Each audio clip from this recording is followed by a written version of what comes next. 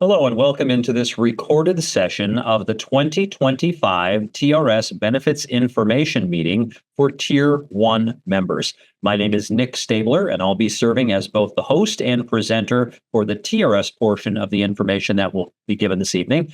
Joining me as a co-presenter is Terry Bailey. Terry is one of our two VOIA specialists for the TRS Supplemental Savings Plan, and she will jump in mid-presentation to give information about that portion of the TRS benefits structure. Just a couple items of note. If you would like to download this presentation, you can access that QR code that is on the screen right now nicely. Because this is a recorded session, you can hit pause if you'd like to give you time to get your phone out and get that QR code up on your screen. That'll give you the PDF version of this slideshow, either to have as a takeaway or for reference later. We will also have that QR code up at the end of the presentation, along with a survey QR and also a QR code for information specifically about that VOIA supplemental savings plan. So let's go ahead and dive into the TRS benefits information meeting specifically for Tier 1 members. Now, our Tier 1 members are those who established public service or membership in a public pension system in Illinois prior to January 1 of 2011. Those who began their public service career in Illinois after that date are considered Tier 2 members. There is a separate video for you, as well as a separate slide presentation that deals specifically with Tier 2. But this presentation is specifically for our Tier 1 membership.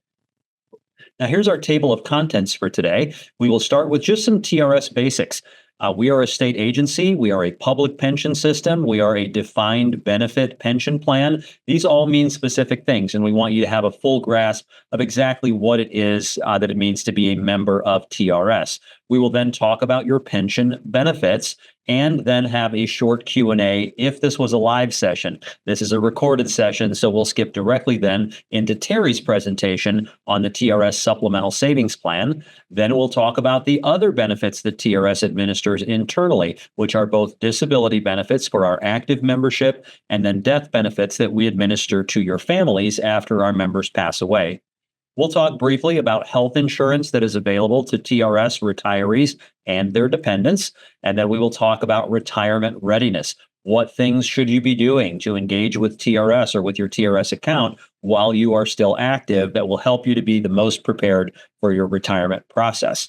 Then we'll talk a little bit about post-retirement matters like post-retirement employment, increases that you receive to your pension after you're retired. And then we'll also do another Q&A and live sessions at the end. But if you have questions specifically about information that you view in this video, you would want to send an email or make a phone call to TRS. And the last slide that we project will have all of that contact information on it. So let's go ahead and dive in by first talking about the role of TRS. Through engagement with our membership, we have learned that not everyone understands fully exactly what it is that TRS does or what is our role. Specifically, TRS is a state agency. We are administered by a 15-member board of trustees, some of whom are elected by you, our membership, and others are appointed through the office of the governor. Our main functions are to administer the benefits as outlined in the Illinois Pension Code, but also specifically to manage the money that you contribute toward your pension. Those contributions that you make and those contributions that the state of Illinois makes toward your future pension all become a part of the TRS Trust Fund. And that trust fund is administered by our internal investments department. So our two primary functions are to administer those benefits and to invest the dollars that are sent to us. We are not your union. We do not lobby on your behalf. We are not an active lobby in the State House, so we do not write legislation. All we do is administer the legislation that has been written into the pension code. Now, when we talk about retirement planning, we like to use this graphic, this three-legged stool, and this is a model that we have adopted out of the financial planning industry because we think it's a good, simple, straightforward way to look at retirement planning. So as an Illinois school teacher or administrator who pays into TRS, you all are a part of TRS, which means you're growing this one leg of the stool on the left, which is your defined benefit pension. Every day that you show up to work, you're growing your service credit and growing that future final average salary. So you are already working to establish that portion of this model. On the far right side, we have federal Social Security and Medicare. Medicare is the health insurance component of federal Social Security. Now, as public school educators in the state of Illinois, you do not contribute to Social Security on your teaching wages, but you do participate in Medicare while you are teaching. So you are contributing toward eventual Medicare credits that are going to make sure you have Medicare available to you when you reach the appropriate age, which is typically age 65. Now, we recognize that many of our teachers have either paid into Social Security on previous jobs, summer work, college work, jobs that you may have held in addition to teaching. You may have grown a Social Security benefit separately outside of TRS. And if that's true, based on some changes to the federal Social Security law from January of 2025, you are now able to receive that earned Social Security benefit in tandem with your TRS benefit as a retiree. If you are married to a person who has been a Social Security contributor in their career, there is likely a spousal benefit that is available to you through Social Security. So you would want to understand and know what is coming from Social Security, either on your own work record or that of your spouse. And you'd want to engage directly with Social Security to learn those numbers. But that is another piece of this retirement model. Right in the center is the third leg of the stool. That is any supplemental savings plans into which you are participating electively during the course of your active career. TRS, throughout its 900 plus employers, offers the TRS Supplemental Savings Plan. That's what Terry's going to talk about in the next section. Additionally, your district may offer a 403B plan. You may have an individual IRA through your banker, or you may just be investing in the stock market through a brokerage account. All of those things go into that leg of the stool. The reason we like this illustration of the three-legged stool is that when you have a three-legged stool, if any one of those legs is too short or weak or missing, that's going to mean a less stable platform for your retirement security. So we don't want you to just think that TRS is taking care of everything, that because I have this pension coming, that's going to be enough for me to live on or have the type of retirement that I want to have. You do need to be thinking about all three legs of the stool. But our area of expertise, of course, is that left leg of the stool at TRS. So that's what I'm going to spend the next few minutes talking about. Now, this, as I said, is a meeting specifically for our Tier 1 members, those who began their career prior to January 1 of 2011. So if you began your career after January 1 of 2011, you're a Tier 2 member, so you'd want to exit this video and look for that Tier 2 video on our website or our YouTube channel.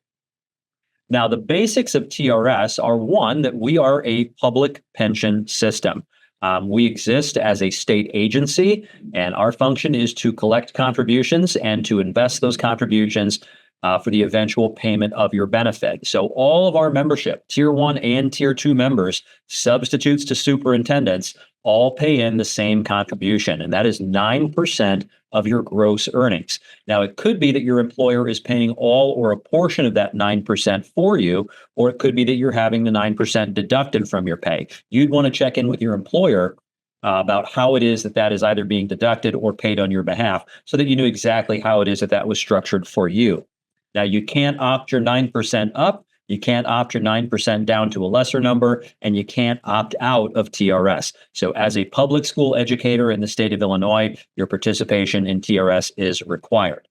All of your contributions are collectively pooled and invested then by the TRS Investments Department, and those dollars, that trust fund, are ultimately used to pay your retirement benefit, any disability benefit that you might receive while you're actively teaching, and is also used to pay death benefits to your family after you pass away. Now, here's a glossary term for you. TRS is a defined benefit pension plan, or a DB plan.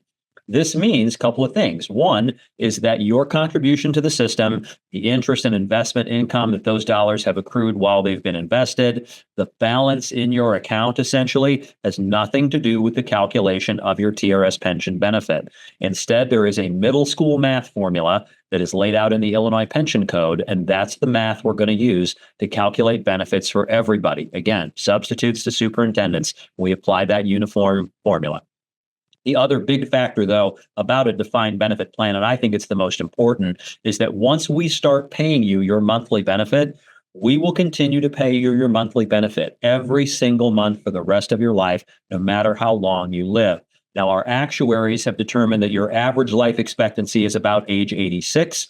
However, our oldest living annuitant is 107. She just turned 107 in June of 2025, and she has been drawing a benefit from our system for longer than she actually contributed. She retired in 1985, so has been taking a benefit from our system for more than 40 years, which is more than 20 years longer than she was expected to live. So that simply speaks to the benefit of being in a defined benefit plan. And as much as we will pay you every single month for the rest of your life, you cannot outlive your TRS benefit.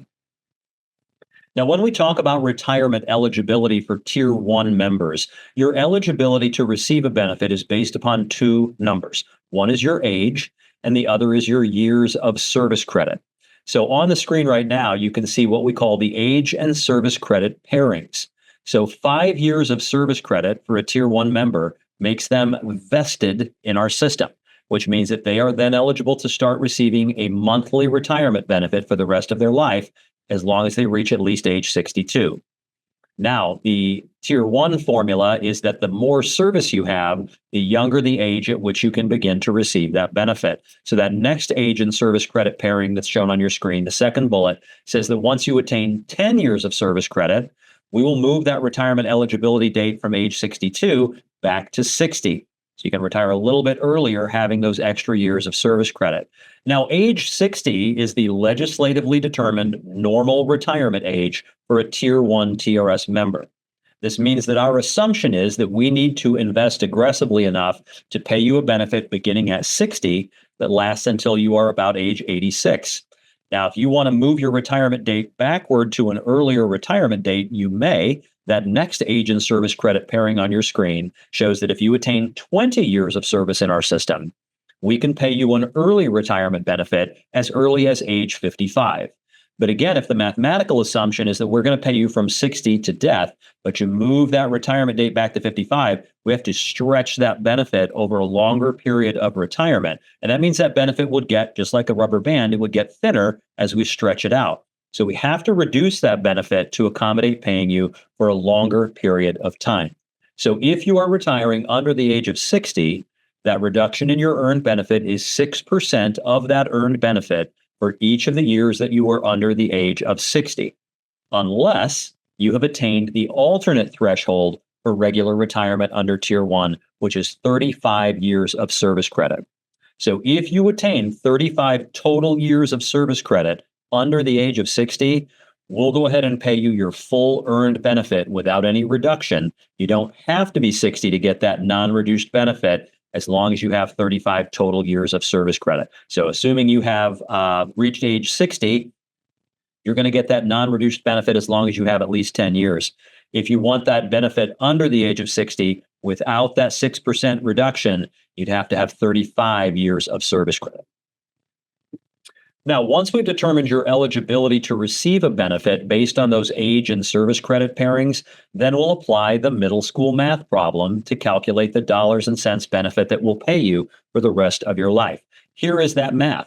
It begins with your service credit, or your years of service in the system. We multiply that number by a formula factor. That determines what percentage of your final average salary that you would receive as a benefit. Now, in the next several slides, we're going to talk specifically about each one of these factors and define it a little more narrowly. Service credit, in particular, and final average salary are numbers over which you can exert some control. Numbers that you can, for lack of a better term, manipulate a little bit to either get you a higher benefit or for Tier 1 members to possibly accelerate your retirement eligibility. So let's first talk about service credit. Service credit has 4 components. The largest component for everyone is your earned service credit. So you show up in August, you work until May. That typically gets you 1 year of TRS service credit. But within the pension code, it specifically states that a year of service credit is made up of 170 paid days.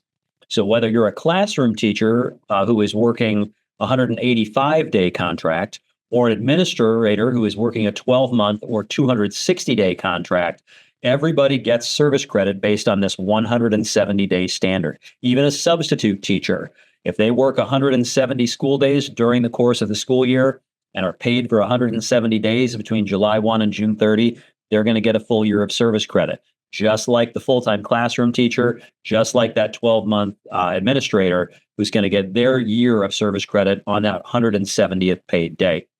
Now, if you are working more than 170 days, you're not getting more service credit for working more than 170 days in a year, but you are earning more money, and that's ultimately going to go toward your final average salary. Now, if you are a part-time person or if you're a substitute teacher who isn't working 170 days per year, we'll take actual number of paid days from that school year, divide that number by 170, and we'll still grant you that amount of service credit. So every single day that you work is giving you new service credit up to that 170th day. So as the example on the screen shows, if we've got a half-time teacher or a sub who's working 94 days in that school year, we'll take that 94 days, divide by the 170-day standard, and grant 0.553 of a year of service credit to that individual. Every single day that you work has value. Now, the first way that you can enhance that number is through the conversion of unused, uncompensated sick leave days. Those unused, uncompensated sick leave days will convert to additional service credit at the point of retirement. We'll use that same 170-day standard to determine how much service credit that you would receive for unused sick leave days. The maximum number of sick leave days that can be converted to service credit is 340 days, which is 2 times the 170-day standard. So you could actually get up to 2 full years of free service credit by converting unused sick leave days if you've managed to amass that number of sick leave days at your district. Now, every sick leave day, just like every day of service that you render, has value. We'll take actual number of sick leave days that weren't paid, we'll divide that number by 170, and we'll grant you that amount of service credit out to 3 decimal places. So on the screen, there's several examples of different numbers that could be reported. 1 sick leave day, just like 1 substitute day, is worth 0.006 of a year of service credit. 170 days is a year. 213 days is 1.253 years. Again, every single day has value. Now, if you are working not in your first district, but if you have had a district for whom you were employed prior to your current district, you may want to double check on your TRS benefits report that all of your former employers have reported unused sick leave from your time in their district. That's going to list on your TRS benefits statement year for year, or rather employer by employer, where you worked and how many sick leave days were reported when you left that employer. If you see that there is an employer missing, or you question the number of days that were reported on that statement, we'll give TRS a call. We'll give you a form called a Former Employer Sick Leave Certification Form. That's a form you would send back to that former employer. They will certify the number of sick leave days that were on the record on the day that you left employment there. They'll report that to TRS, and we'll add those days to your record. It doesn't cost you or that employer anything to add sick leave days to your record. So you want to make sure that they're all accounted for. This is the only kind of free service credit that there is. Now, the second way to increase your total service credit number is through the purchase of optional service credit. Optional service credit is just that. It's service credit that you may elect to purchase if you have it available, but it's not required that you purchase it. By buying extra service credit through optional service purchase, you are, again, increasing that total service credit number, which ultimately gets you a higher percentage of your final average salary.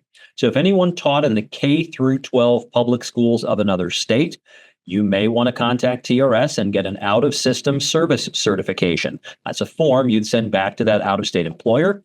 They will certify that you did, in fact, work there from date A to date B, that you were working as a teacher, etc. And they'll tell TRS then that this is how much service credit you had there. We'll calculate how much service you could purchase into our system, and we'll then tell you in a response letter how much it would cost to buy that service. You can also buy up to 3 years of leave of absence credit. Now, within that category is also involuntary layoff, or what used to be called RIF, or reduction in force. So if you were laid off, or if you took any kind of a board-approved leave of absence from your teaching service, you may be missing a year of service credit or a partial year of service credit because of that leave or that layoff. Call TRS and ask for either a leave of absence verification form or an involuntary layoff certification to certify that that was, in fact, a board-approved leave or a board-initiated layoff, so that we can calculate how much it would cost you to buy up that missing service credit. Within those 2 categories, you can buy up to a total of 3 years of service credit if you were, in fact, off for that long. If you have active duty military credit that occurred before your TRS credit, you can buy up to 2 years of active duty military service into your TRS record. We actually don't have a form for that. We just need you to send us a copy of your DD 214 discharge papers. That'll tell us your enlistment date and your muster out date, and we can calculate from that how much service credit is available for military time. And again, that response letter will always include your cost to buy that service. If ever you have taken a refund of contributions from TRS, well, that would have canceled out the service credit that was associated with those contributions. So you zero out your service credit when you take that refund. If you've now returned to active service for TRS and you're interested in regaining those years that you had previously refunded, well, you just call us up and let us know that you're interested in knowing how much that would cost, because we issued that refund. We can do the math and determine what it would cost for you to repay that refund. And again, we'll send you a notification of cost by mail so that you know whether or not you want to buy that. Now, presently, you have the opportunity, if you worked in the K through 12 private schools of the state of Illinois, to buy up to 2 years of private school credit. This one is somewhat unique in that if you want to purchase your 2 years of private school credit, you need to apply to bring that service credit onto your record by June 30 of 2028. Again, you'd call for a form. It's called a Recognized Illinois Non-Public Service Certification. That is a form that you would then send back to that private school.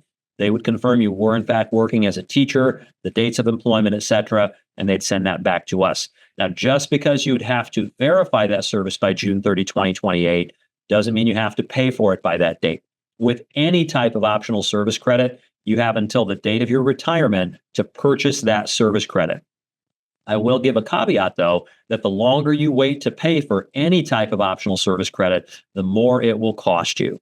What you're essentially doing by paying this cost is bringing current what contributions you would have on file with TRS in Illinois had you rendered this service credit in Illinois at the time it was rendered. So the longer you wait to pay that cost, the more it's going to cost you, because the more contributions you would have on file as of the date of purchase, the longer you wait to purchase it. So definitely give a call and let a member service rep or a counselor know what forms you need so that you can get that service credit verified and know exactly what you're working with in that service credit column. The last element of service credit is reciprocal service. Now, this is service credit that is somewhat like optional service credit in as much as you have the option to buy or to use or not use your reciprocal service credit. But this is typically service credit that you already own with another public retirement system in the state of Illinois. If anyone who is listening ever worked as a teacher's aide prior to becoming a teacher, or has worked in the community college system or the state university system in our state, you likely have service credit with the state university's retirement system. Those teachers' aides have service with the Illinois Municipal Retirement Fund. If you've ever worked for a state of Illinois agency, like Department of Public Health or the Department of Transportation, any state agency, those employees pay into the state employees retirement system. The Chicago Teachers Pension Fund, CTPF, that is the TRS equivalent for Chicago public school teachers. These are all sister systems. And besides those that are listed, which are the systems with whom we work the most, there are a number of others that are typically in Cook County or the city of Chicago, where you might have service credit that you could hug into your TRS service credit total to get yourself a higher benefit. Now, there's a couple of rules about the use of reciprocal service. One is that you must have at least 1 year of service with that other system. The exception to that rule is that if you worked as a teacher's aide and have less than a full year of IMRF service credit as a teacher's aide, you can use that partial year of IMRF work, but must otherwise have a full year of reciprocal service with that other pension system. The other rule is that you cannot use concurrent service.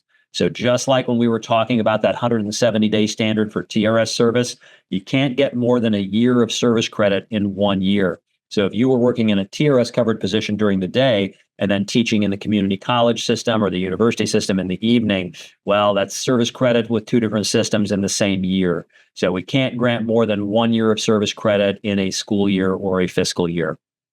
So that's reciprocal service. And those are all of the elements of service credit. Now, once we have determined your total service credit, your TRS service credit will be multiplied by a formula factor, which is 2.2% for all service rendered after July 1 of 1998.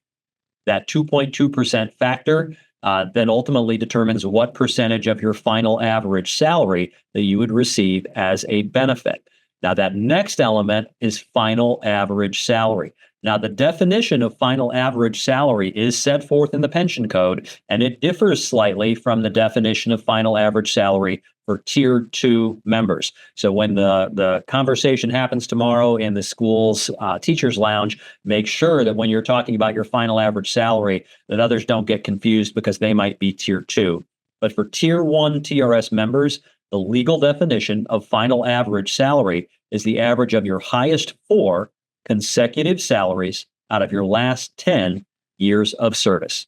Highest 4 consecutive salaries out of your last 10 years of service. Now, for most people, this ends up being their final 4 years of salary.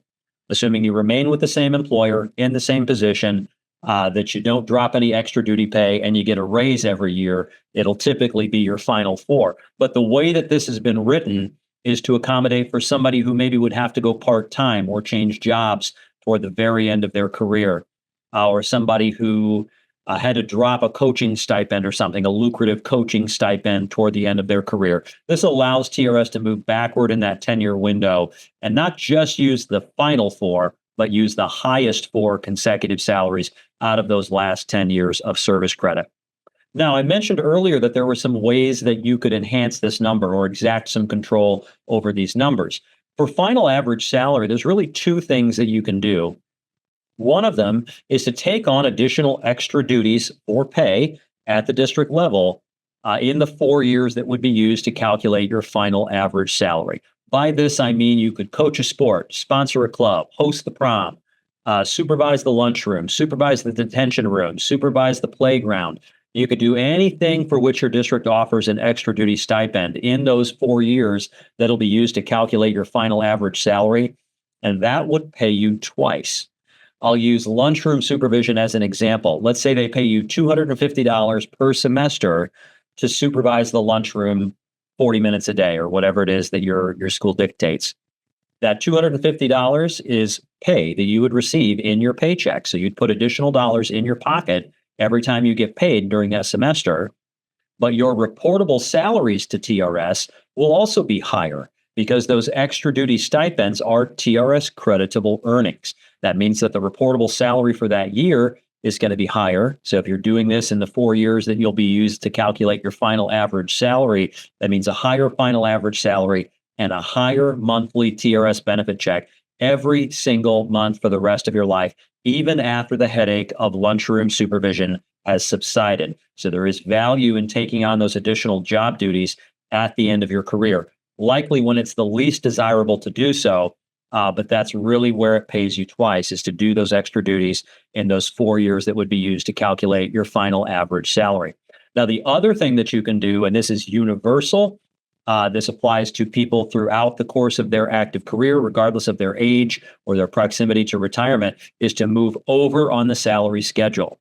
So your salary steps are your seniority, your salary lanes are your level of education. So if you move from bachelor's to bachelor's plus 12 credit hours, to master's plus 8, to master's plus 16, and so on across that salary schedule, even if you're doing those lane jumps in your 20s, early in your career, you know you're going to be earning in a higher lane for the rest of your career when you make that jump. So even making that one lane jump in your 20s means a higher final average salary toward the end of your career.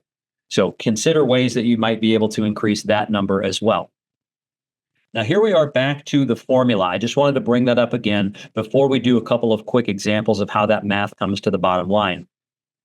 This individual is age 60. She is at the regular retirement age as a Tier 1 member.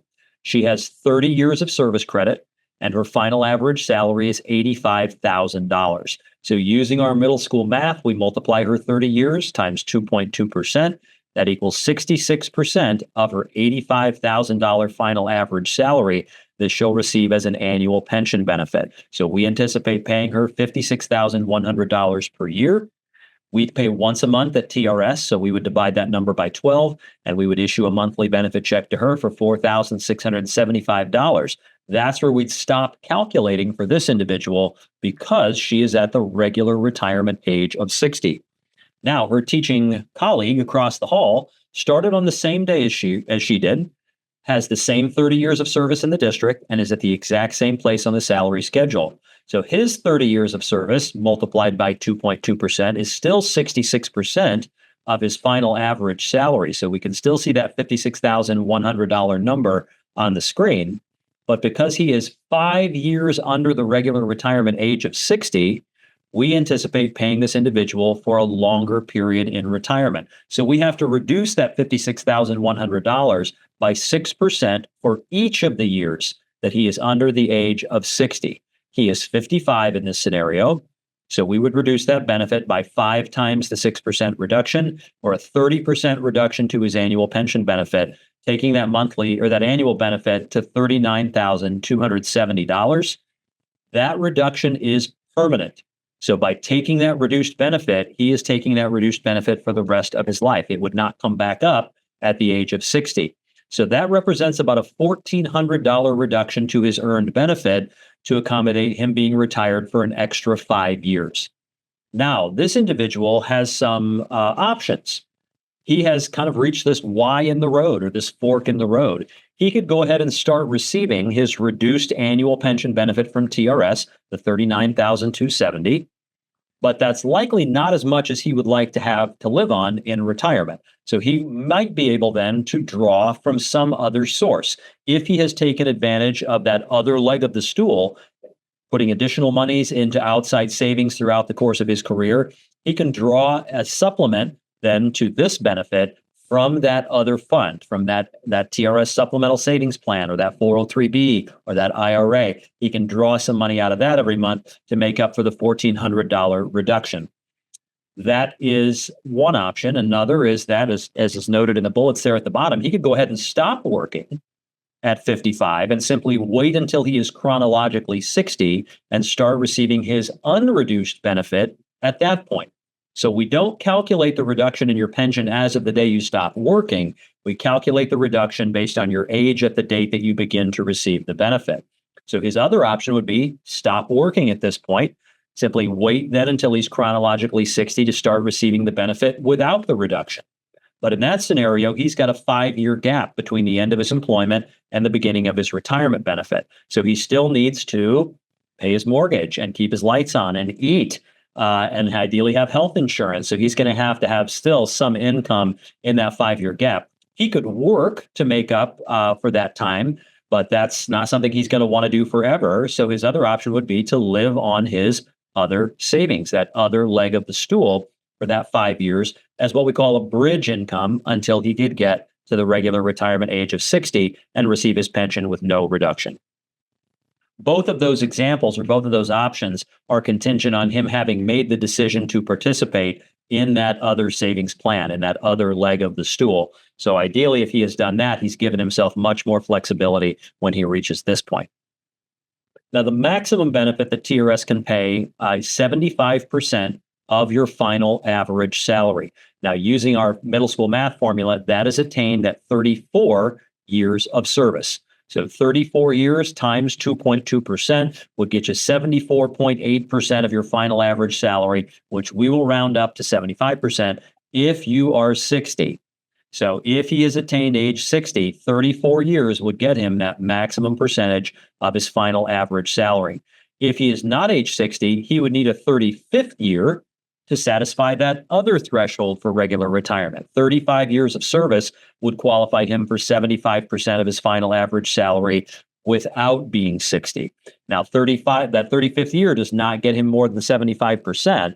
It simply means we won't assign that reduction to his earned benefit because he's attained 35 years of service. But for everybody, whether you're tier 1 or tier 2, whether you're going to go to 35 years or go to 38 years, working beyond 34 years does continue to grow your final average salary. So it's not as if your benefit is stifled at 34 or 35 years. Continuous work beyond that 34-year mark will continue to grow that other factor in the formula. Now, if you were, throughout the course of that explanation, and I hope you were thinking about how it is that your situation, your age, your service credit, how that and this math would come together. The best way to know how it is that your numbers would fit into the formula is to call for a TRS benefit estimate. one of our member service reps or one of us benefits counselors would take you through a benefit estimate setup where we ask you the questions that are on the screen. When do you think you'd like to retire? What is your salary for this year? And how would that salary continue to grow between now and the time of your retirement? How many sick leave days do you think you'll have available to you at the point of retirement? Does your district offer a retirement incentive?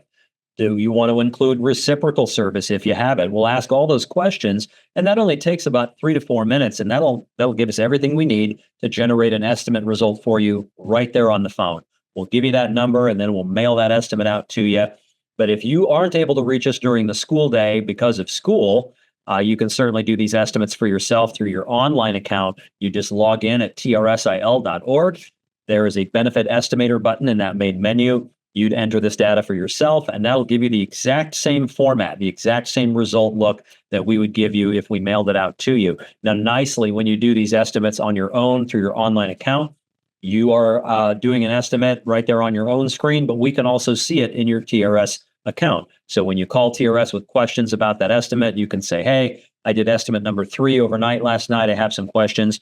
We'll bring up your account. We'll pull out estimate 3 and look at it with you and be talking to you, looking at the same information in real time. It's super helpful. I encourage you to do benefit estimates anytime that you have new data to share.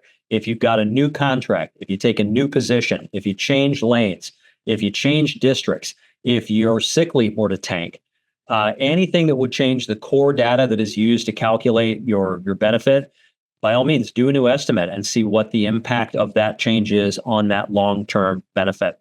Now, I encourage you to do that, as I said, online, but note that if you have reciprocal service, time with another public retirement system in Illinois, you cannot do reciprocal benefit estimates online. You would have to call and have that estimate done through a counselor or a member services representative.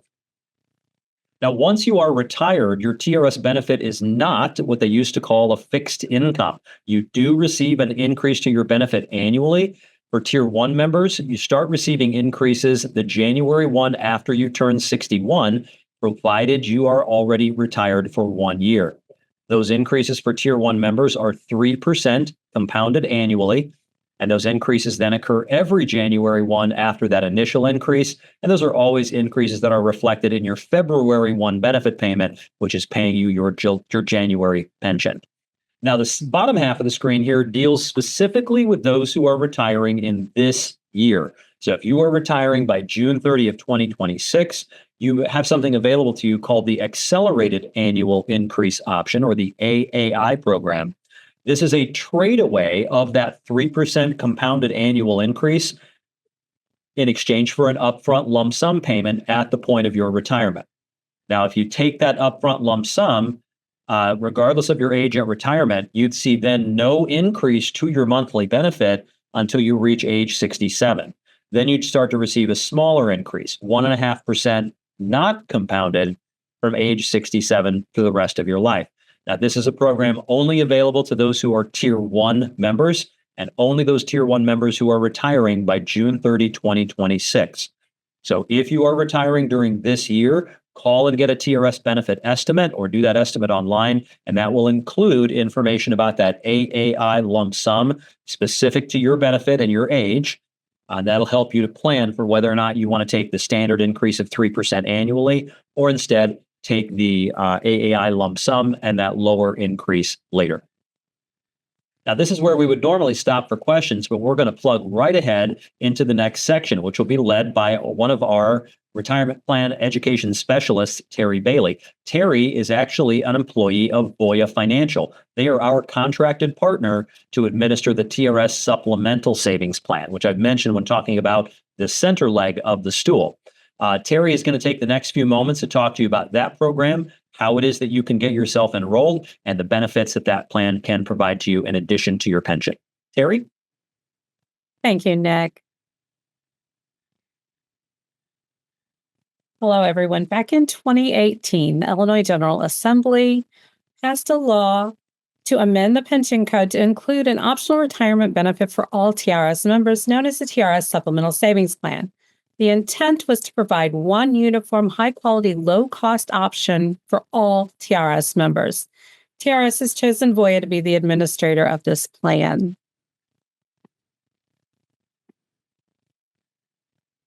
The TRS SSP is a 457B deferred compensation plan that complements your TRS pension. Your participation in the plan is 100% voluntary.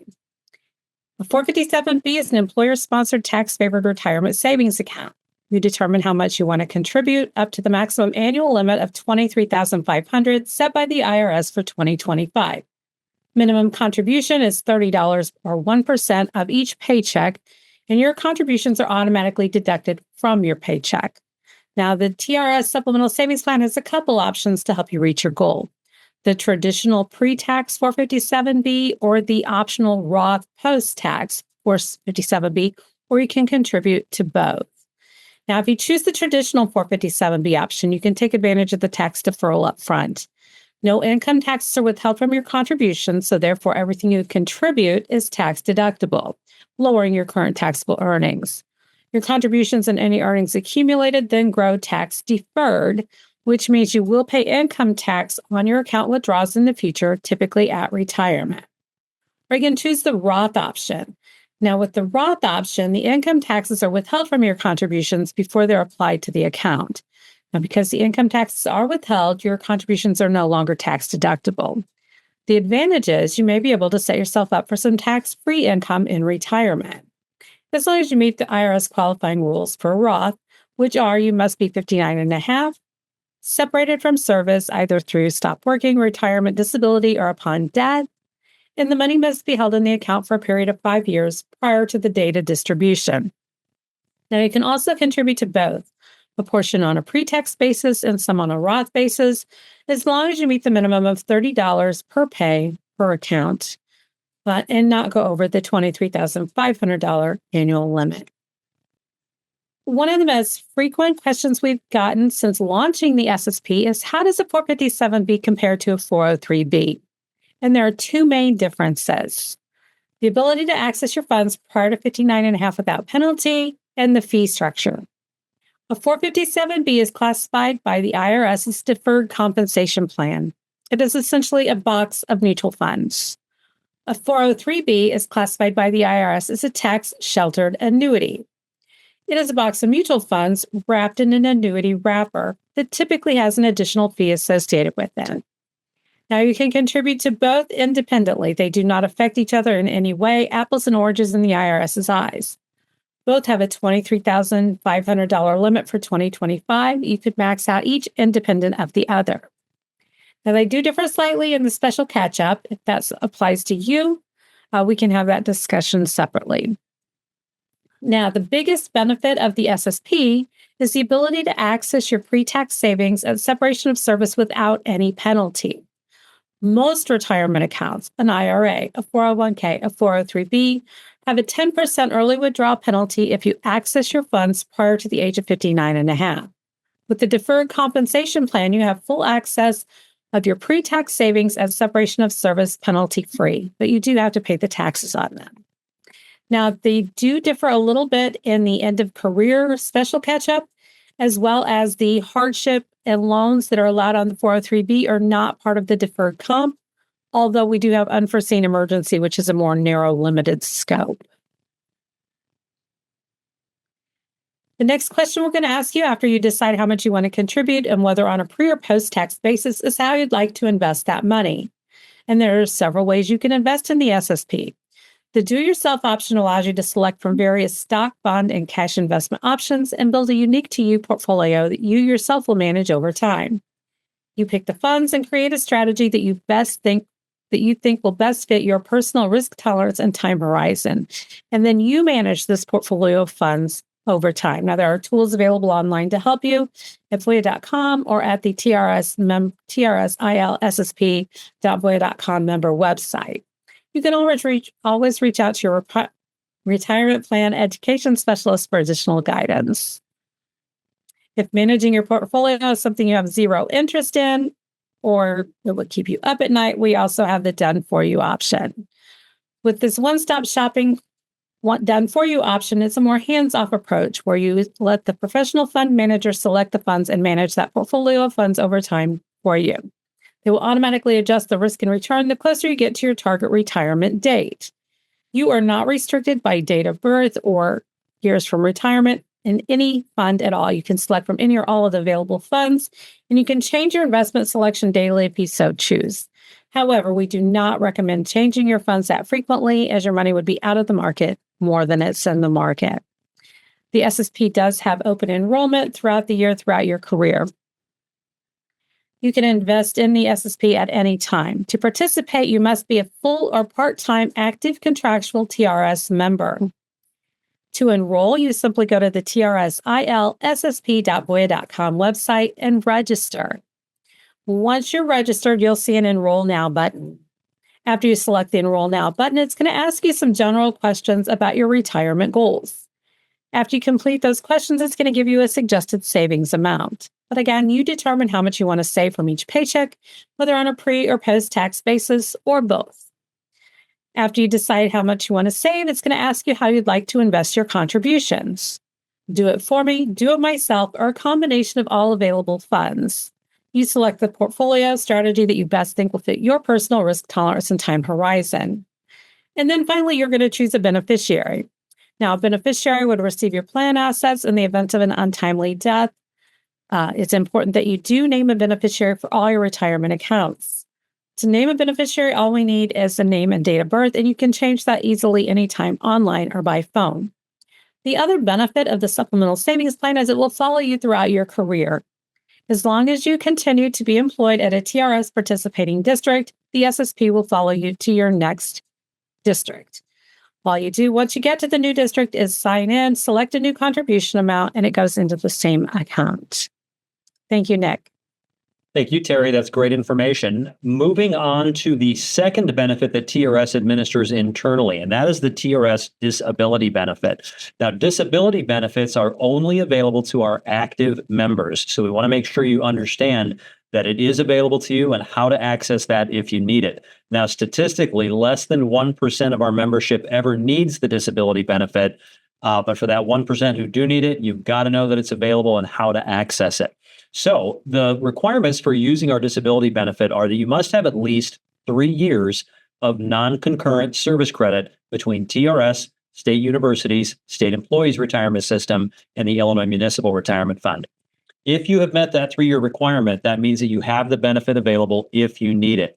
Now, if you become ill or injured or otherwise incapacitated due to a medical issue, physical or mental health issue, you run out of sick leave days, and all of a sudden, the district no longer has a mechanism to pay you. So when you have run out of sick leave days, that's where the TRS disability benefit kicks in. That benefit requires that you have 2 state licensed physicians certify your inability to render the job duties as outlined in your job description, and they must agree on the diagnosis. So 2 doctors have to certify that you're not able to work, and then TRS will go ahead and put you onto a temporary disability benefit. That temporary benefit pays you 40% of your contractual rate of pay, and that gives you service credit for every day that you are receiving that TRS temporary disability benefit. Now, when you get back to work, then ideally you won't be missing any service credit because we have given you that service credit for free. So you don't have to work longer to make up for it or buy leave of absence time. You just have that service credit. Now, the only exception to that 2 state licensed physician rule is that if you are on a pregnancy leave due to a bed rest situation, or if you didn't have enough sick leave days to cover your regular maternity leave, your medical maternity leave, then you would basically only have to have 1 doctor certify that because it's not easy to fake a pregnancy. So you'll make sure that you get those forms in hand if you need them and get yourself on that benefit. And that's going to bridge ideally your income and your service credit. Now, as I said, most of you won't need this benefit, but if you think you have a surgery upcoming or some treatments upcoming or a pregnancy upcoming that might not, you might not have enough sick leave days to cover that, give a call and we'll talk to you individually with your account up on the screen and tell you exactly when that benefit might be able to begin, how much that benefit might be, and exactly how to get started on the paperwork. Now, the 4th benefit then, death benefits, that's going to need a much deeper dive because this actually affects every single one of you. Every single one of your families ultimately will receive something from TRS after you pass away. I think the best explanation of death benefits comes in the context of your contributions, because when your 9% contribution comes into TRS, that money gets split into 2 separate buckets. So your 8% contribution is going into your retirement bucket. Now, while we talked earlier about how, it's not the balance in your account that determines your benefit amount, well, it's still your money, though, that's going to pay your benefit that's based upon the formula.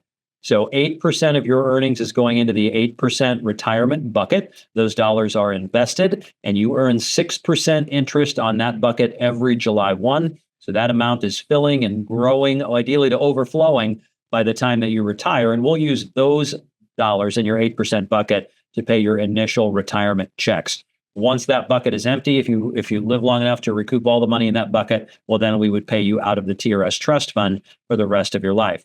That's 8% contribution. The other 1% that you're contributing is going into a separate bucket for survivor benefits that is not used to pay your pension. It simply is sitting there in that bucket throughout the course of your retired years until you pass away.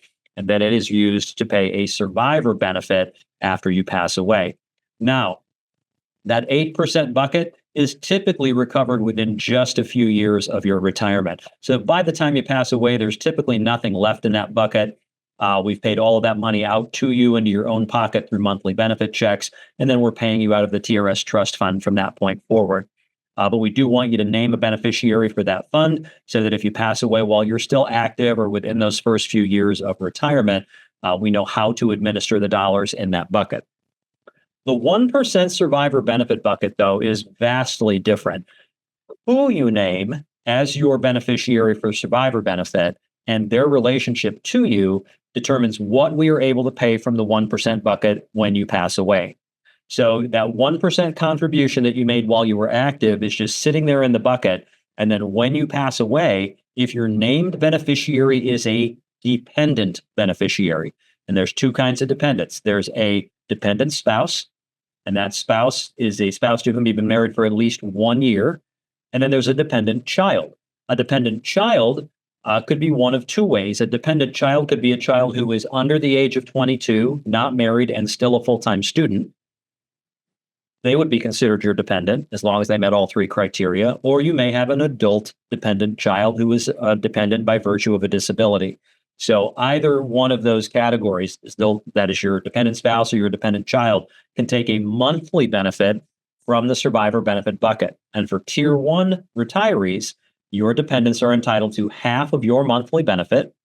The spouse would receive that monthly benefit for the life of the spouse, no matter how long that you have been deceased, no matter how long they live, and no matter if they get remarried, they would always receive that 1/2 monthly benefit. A dependent child would only receive that 1/2 monthly benefit for as long as they meet dependent criteria. So if your non-disabled dependent child no longer meets the three criteria. Remember, I said they must be under 22, not married, and still a full-time student. Well, if they turn 22, get married, or graduate, they would no longer meet the criteria for dependency, and that monthly benefit would stop. Now, for your adult disabled child who's considered dependent, they would typically receive that benefit for life, provided their doctors would periodically recertify their disability and ability then to receive that monthly benefit. But that is a benefit that is paid from the 1% survivor benefit bucket to a dependent beneficiary. Anybody who doesn't meet the criteria of a dependent beneficiary would be considered a non-dependent beneficiary, and they would just be entitled to a lump sum. Now, your dependent could take a lump sum if they chose to. If your child was turning 22 a couple months later, maybe they want to go ahead and take the lump sum. But any non-dependent beneficiary can only receive a lump sum, and that's typically the amount that's in the 1% bucket. So your non-dependent beneficiary would be your life partner to whom you are not legally bonded through marriage or a civil union, your adult children, your brothers and sisters, nieces and nephews, your parents if they're living, a church, a charity. Anybody who isn't your dependent is considered your non-dependent and would only qualify then for a lump sum. Now, what is not widely known, but is not a secret, is that if during your own retirement, you have no dependent spouse and no dependent child, you may contact TRS and request a refund of your own survivor benefit contributions into your own pocket while you're living. That is a taxable distribution to you, which means it is typically eligible for rollover. And that is an amount that is just the contents of the 1% bucket. Okay, so just that same lump sum that would be paid to a non-dependent beneficiary. when you call us and say that you're interested in taking that refund, we'll send you the form, but we'll also have a brief conversation about Cupid. We are told that Cupid strikes at all ages. So know that if you have taken this 1% survivor benefit money out, that there is then nothing payable on your death to anyone from the 1% bucket, because you have essentially defunded that bucket into your own pocket. So if you have taken the refund and then Cupid strikes in your 70s, well, that's great. You should get married, but there is no benefit payable to that new spouse after you pass away because you've taken that money out of the system in advance. Now, there is not a mechanism to repay this money back into the bucket to reestablish that benefit that doesn't involve returning to active service. So you would have to essentially unretire to reverse that survivor benefit refund. So just consider that before you take that money out.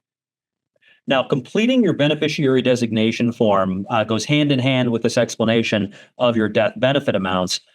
We want you to know that you do need to name beneficiaries or get a beneficiary designation form filled out so that we know what to do with the money in these two buckets when your time comes. There's a couple of ways that you can indicate your beneficiaries. The first is by checking the box in Section 3 of the beneficiary designation form. And that's a mock-up of the beneficiary designation form that's on your screen right now. That Section 3 language says, I elect that my, key term here, dependent beneficiaries as determined at my death would receive a survivor benefit and or a beneficiary refund. That's the 8% bucket. If I have no dependent beneficiary, then benefits should be paid to my estate. That's your estate, the estate of your name. That means it's subject to the provisions of your will. Now, checking this box means that you do not need to name beneficiaries on the next sections of the form, because by checking this box, you're saying, I want you to pay to my dependent beneficiaries as determined at my death. That's way down the road, we hope, for a lot of you. So we would not determine who that beneficiary is until you have passed away. And at that point, we would just figure out if you had a spouse, and if you did, we'd automatically pay the spouse. And if you had no spouse, we would automatically pay your dependent kids if you had them. And if you didn't, we just pay your estate. And then this would be subject to the provisions of your will. But this would keep up with changes to your dependent list. As you get married, have a kid ages out of dependency, and then your spouse dies or you divorce, that would not trigger a change to your named beneficiaries because you've checked the automatic box. So that's one way you can name your beneficiaries. The other would be to literally name your beneficiaries, to write their name, their social security number, address, date of birth, and relationship on the beneficiary designation form. If you're going to do that, do not check box 3. Just fill out sections 4 and 5 and name those beneficiaries. Now, there are primary beneficiaries and there are alternate beneficiaries. Alternate beneficiaries would only come into play if your primary beneficiaries have predeceased you, okay? So you can name at least a primary beneficiary for both the survivor benefit, the 1% bucket, and the beneficiary refund, the 8% bucket. You can name alternates if you want to, but you do need to name at least a primary. Now, shifting gears to retirement timeline, and this is just one slide, 2 slides actually. We just want you to know what you should be doing while you're still active to both engage with your TRS account and to know what it is that you are headed toward, what you should be doing. So the best way to engage with TRS is by establishing your online account. Now, we have recently upgraded or enhanced your online account to include multi-factor authentication. So that logo that you see with the fingerprint there, the My TRSIL logo, that's what you're going to see when you go to log in. And you need to then establish multi-factor authentication so that we can make sure that you are the one that's logging into your online account. Once you have established that online account, give us 10 minutes a year, just 10 minutes a year, to review your TRS statement online. About the 3rd week of November each year, typically between the 3rd week of November and the 1st week of December, we will send you an email that says your TRS statement is ready to view. You then log into your online account, go to My Statements, go to the most recent year that's shown, and then that's going to give you typically an 8-page downloadable PDF document. You can download that and just go through that. It takes about 10 minutes, and you just want to verify that everything is correct. Your name as it appears, your address, your mailing address, your email address, your phone numbers, that all of that information is correct, and then keep looking, and you're going to see all kinds of things. Everything that we know about you is typically in that report. That shows your service credit year by year, where you worked, how much service credit you got that year, what was your salary, what were your contributions. It'll show balances that you owe for optional service credit if you're buying it. It'll show if you have reciprocal service. It'll list your beneficiaries. All manner of information in that one report. It's so valuable to just give that 10 minutes and identify if anything looks amiss. Call if you have questions about it or if you think something needs to be corrected. But once you're satisfied that everything is correct on that statement, and it typically is, then you're good to go for the next year. So you know that you've done your due diligence for that year. The next bullet says verify your beneficiaries and print the form to change it if you need to. That is something you would do in the course of reviewing your annual statement, is just to identify if your beneficiaries are correct. If they're not, just hit a different button, download that beneficiary designation form, fill it out, scan it in, and then upload it right through your online account. And that's going to mean that you've got your beneficiaries then updated. It's important to update your beneficiaries for a couple of reasons. One is you want to make sure that you've got everybody included that you want included. If you've had a child since the last time that you updated, if you have married or divorced, you're going to want to make sure that you get that updated to include the right people. That's going to avoid any frustration within your family after you pass away. In particular, if you have been married previously and did not remove your ex-spouse. We had some horror stories about folks who did not remove their ex-spouse. We have to pay the named beneficiary. So just make sure you got the right person listed. The next bullet says upload a proof of birth date document.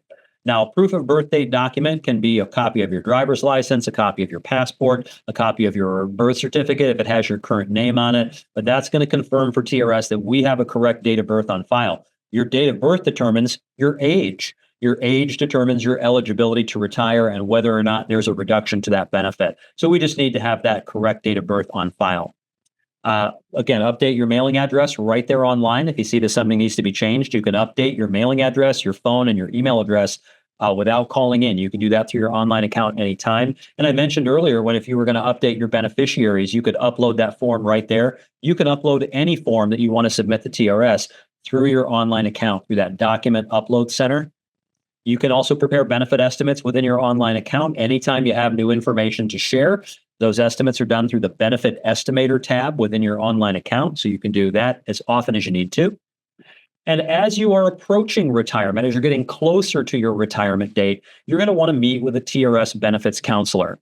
So that counselor is going to fine-tooth comb your account with you.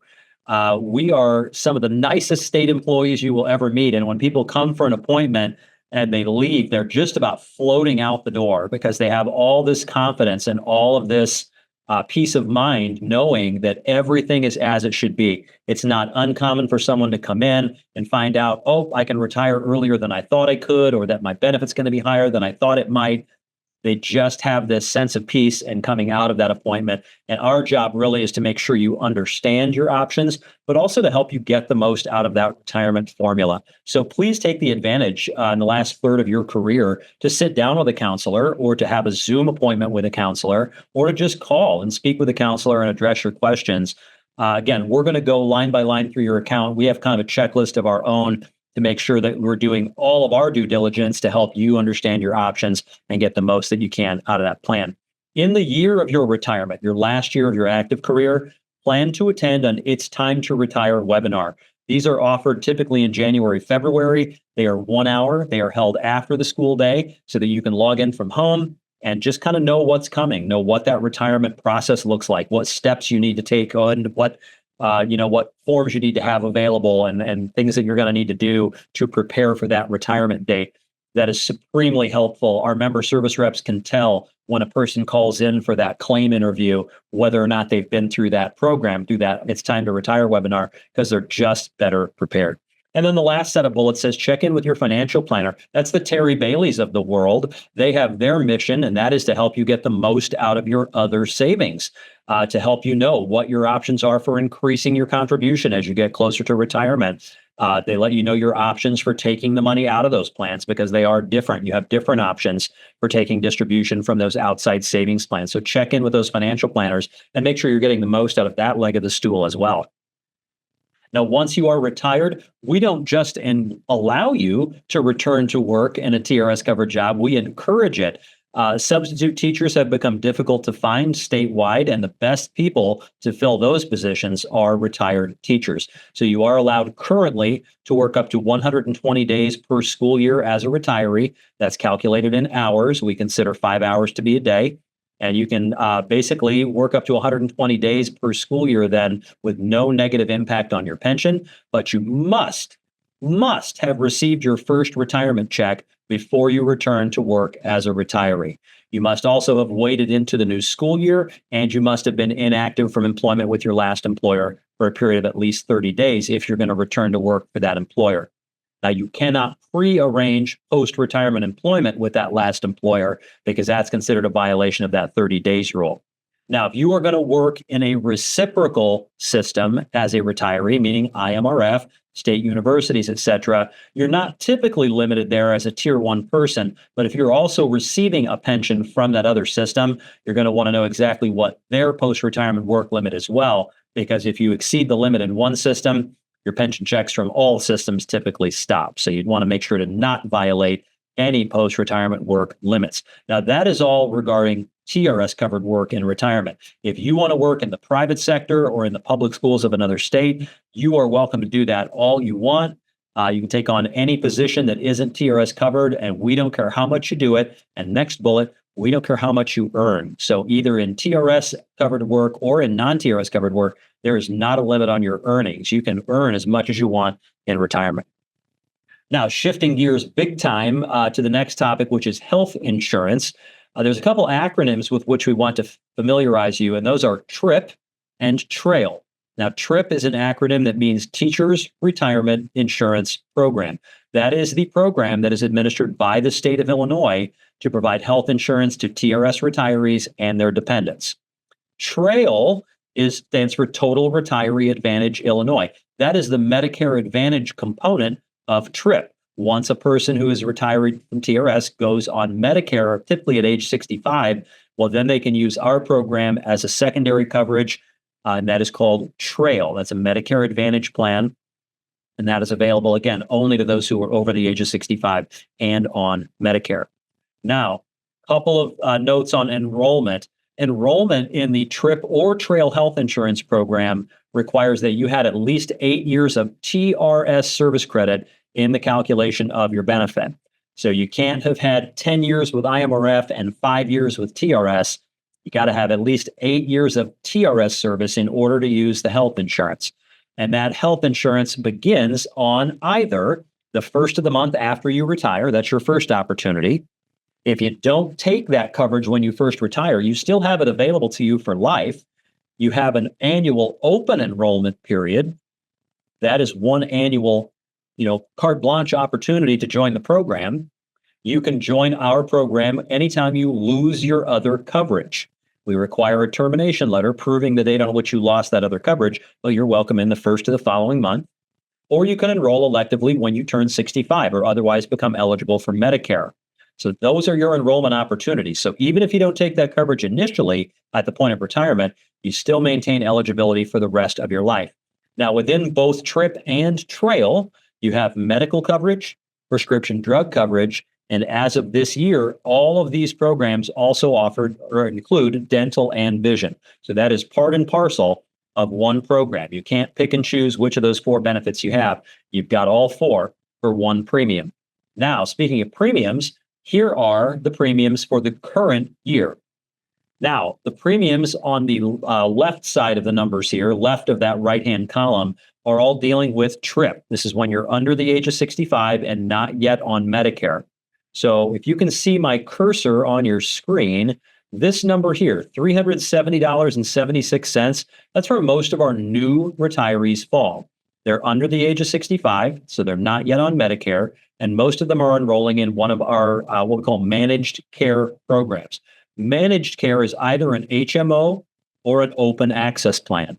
There are numerous carriers that are available based on your county and state of residence, but all of them are the same premium, $370.76 for you as the retiree. That's you as the benefit recipient.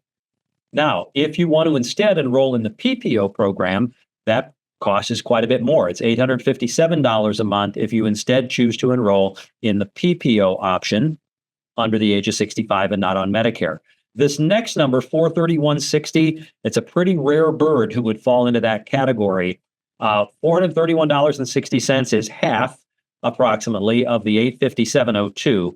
But that premium is only for those who are living in an area where there is not a managed care plan available. There are very, very, very few counties in the nation that do not have at least one of our managed care plans available. So if you're going to enroll, you'd expect to either pay the $370.76 or the $857.02, depending on if you choose managed care or the PPO. Now, if you want to enroll a spouse or if you want to enroll a dependent child, you may. Those premiums are in the bottom half of this chart. $1,483 is the cost to enroll a spouse on managed care. If you're enrolling a spouse on the PPO, $1,726.40. Those premiums are in addition to the premium you're paying for yourself, and those are non-subsidized. So your premium, $370.76, is a subsidized premium. The $1,483 is 4 times that amount because there is not the 75% subsidy that you are receiving. If you want to enroll a dependent child, they would be in this not Medicare primary under age 26 category, $484 a month per child. If they're on the managed care side, $624.46 if you're in the PPO program. So this is not a family plan, but you can enroll your dependents a la carte, but every person that gets enrolled has a separate premium. Now, this is all for those who are under the age of 65. Once you reach age 65 and you go on to Medicare, Medicare eligibility means that you go off of regular trip and into trail. Trail, as a Medicare Advantage program, is working in conjunction with Medicare. Medicare is paying the lion's share of your liability and your claims. So then your secondary coverage, which is trail, is considerably cheaper. So instead of paying $370 or $857 a month, those premiums are replaced with $7.35, still for Medicare secondary medical, prescription drug, dental, and vision, for $7.35 a month for you as the retiree, $27.14 for your Medicare primary dependent. So we can have a split family where you've got some folks who are under 65 and not on Medicare and some folks who are over age 65. Once an individual, whether it's the retiree or their dependent, becomes Medicare primary, they shift over to trail, and then everybody else just remains on trip until they age out of dependency or go on Medicare themselves. Let's talk about that other leg of the stool, that right-hand leg of the stool, which was Social Security and Medicare. I mentioned earlier that while you are not contributing to Social Security on your TRS-covered employment, you may have earned a Social Security benefit separately through outside work or previous work, and you can receive that Social Security benefit now that the Social Security Fairness Act has eliminated the windfall elimination provision. If you are entitled to a spousal benefit based on a spouse's Social Security work record, that government pension offset provision was also repealed through the Social Security Fairness Act. So you are entitled to receive benefits that have been earned on your own work record under Social Security or on the Social Security work record of a spouse, but you'd want to call Social Security for either. Now, regarding Medicare, this is the second bullet. Medicare is the Social Security healthcare component. Now, we know that as an active TRS participant, you're probably having Medicare tax withheld from your pension share, from your paychecks, which means you'll probably qualify for Medicare when you get to age 65, but we don't know your total Medicare credit. So you'd want to call Social Security for that one as well and find out if at 65 you are in fact eligible for Medicare, either on your own work record or that of a spouse. Now, because we are not working together with Social Security and Medicare, we don't have access to your record. We don't know if you're qualified or how much you could receive. So you'd have to contact them directly for that. Their phone number and the website for Social Security are on your screen right now. Even if you're not qualified for Social Security, if you do qualify for Medicare, you'll still be working directly with this phone number or that website, because that's where you get your Medicare ID cards, is directly from the Social Security Administration. Now, I mentioned earlier that it's time to retire webinar. If we were in a live audience session, I would be asking who among you is retiring this year. People would throw their hands in the air if this is in fact their last year. People get very proud of that. But we would want to encourage you, if you are retiring in 2026, to attend in January, February, that It's Time to Retire webinar. They are typically 1 hour. They give you the opportunity not only to learn about that retirement process and all of its elements and steps, but also to ask your questions. Those are live sessions, so you do have the ability to interact with that counselor who's presenting through that Q&A and find out exactly the program as it pertains to you. All kinds of information included there, in particular about that AAI program. If you are eligible, you have got to get a benefit estimate that includes that AAI info if you're retiring this year. We'll tell you how to start that claim, how to get your paperwork in hand, and what to do with it, what information that you and your district need to remit to us, how and when to sign up for health insurance. That's a multi-step process as well. So we want you to understand that timeline through this webinar.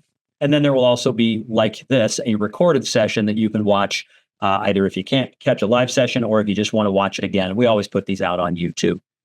Be sure that TRS has your correct email address because we send you an invitation to this webinar via email. If you meet minimum age and service credit requirements, you may have already received an invitation to an It's Time to Retire webinar, but maybe it just wasn't your year.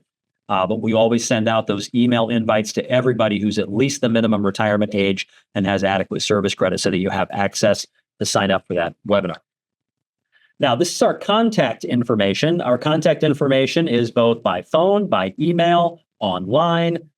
You can do any number of things to reach TRS, but if you have a question about TRS, we encourage you to contact TRS for that answer. Some people aren't tier 1, they're tier 2, so they may have heard good information that's correct for them, but it may not be correct for you. Your age, your service credit, all of your, sick leave, et cetera, all those factors are going to be unique to you. So we definitely encourage you, if you have a question, to call TRS directly and either get a benefit estimate or pose your questions specifically about your situation to a TRS rep. If you can't reach us during the workday because of work, please send us an email address. That email address is members@trsil.org. That is an email box that is manned every day by a benefits counselor. So you'll always be able to get an answer within one working day, and that's a written response, so you have that benefit as well. You can also visit us at our online station, which is trsil.org. That's not only a great place for general information, we have our video catalog out there. We have all of our brochures and publications that we have in print are also in PDF format out there on the website. That is also the portal to your online account. So you would click on member login from that address to get into your online account as well. Our YouTube channel is in the lower left-hand corner there. That's where you can find this recorded session or a recorded session of the It's Time to Retire webinar or the What's Next webinar for new retirees, or just a short video about how to fill out your beneficiary form. All kinds of good visual learner type information out there on that YouTube channel. So I encourage you to make full use of that, as well as connecting with us online. We are on Facebook and X and Instagram. So if you want to follow us on any or all of those, we do make regular updates there with information not just about new legislation or changes or what's coming up, for new retirees or those who are already retired. Sometimes we just put out there a yay rah for one of our employees who has reached an employment milestone or something. So we invite you to celebrate that with us as well, again, through any one of those social media outlets. Now, I promised some QR codes. There are 3 of them on the screen. One of them, right in the center on the bottom of the screen there, is for a survey. If you got a lot out of this information today, or if you felt like there was some information that could have been included that wasn't, by all means, take that survey and let us know how we did or how we might do better.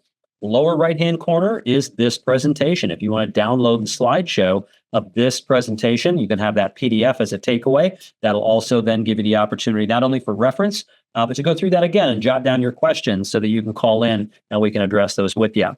The round QR code there is specific to the supplemental savings plan. Terry has come back on here to make sure that we know that she's associated with that adjacent SSP QR code. That'll take you directly to their mobile site, which is fantastic. That'll take you to information about enrollment, information about qualifications, how to change from employer to employer. Everything you need to know is out there on that mobile site. And that is all that we have to bring to you today, other than to leave you with our thanks for what it is that you do. Teaching has never been an easy job.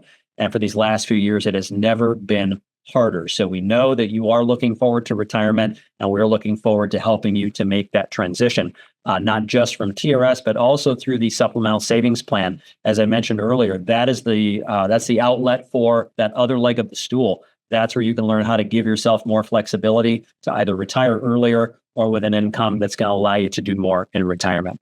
Terry, any last words for our audience today? Thank you for joining us. Thanks for your time.